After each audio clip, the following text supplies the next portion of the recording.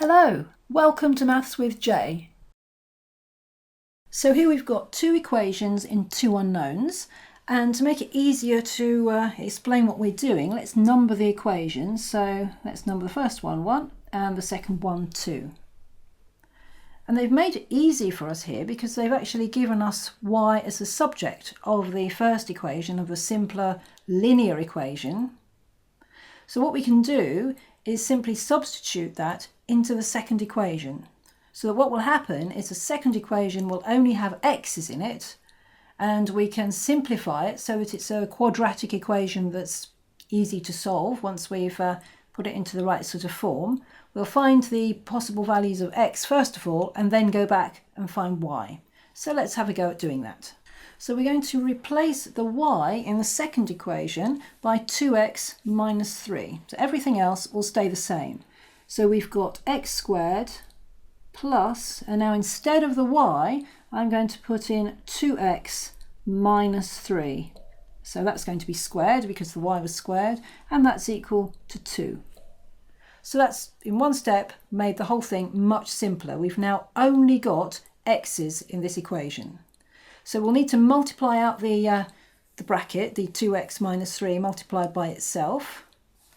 So that will give us, let's just write it down like that so that we can clearly see what we're doing.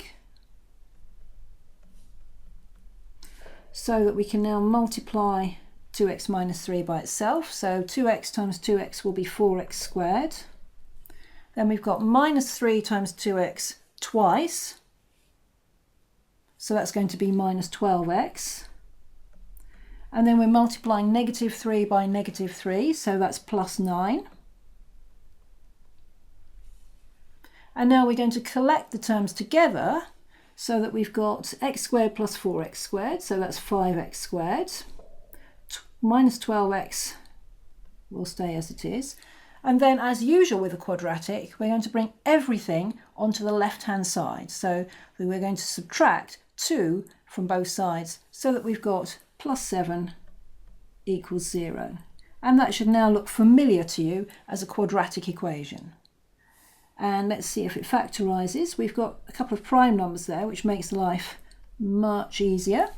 So if it does factorise, we must have 5x times x. And to get the 7, well, that must be 7 and 1.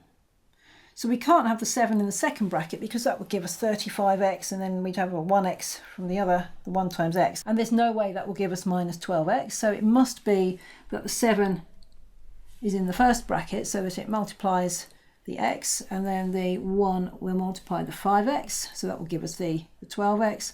And we must have a minus in both brackets, mustn't we? So that we get plus 7 when we multiply the numbers together, and minus 12x when we multiply minus 7 by x and minus 1 by 5x. So we're nearly there. So we can see that 5x minus 7 is 0, or x minus 1 is 0. So x is going to be 7 over 5, or x is going to be 1. But remember, we haven't finished yet because we're solving simultaneous equations, so we're finding both x and y. So what we need to do is work out what y is for each value of x. So when x equals 7 over 5, and what we're doing now is we're using equation 1.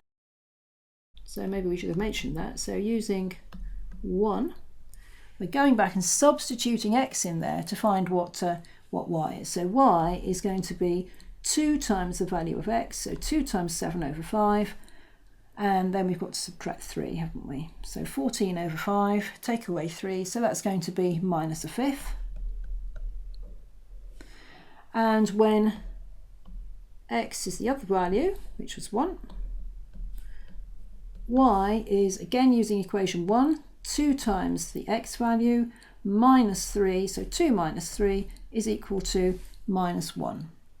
So our solutions are that x is 7 over 5 and y is minus a fifth. And also x is 1 and y is minus 1.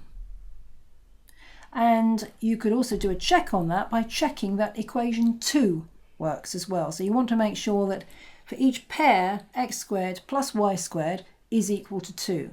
So that's something that you might like to do.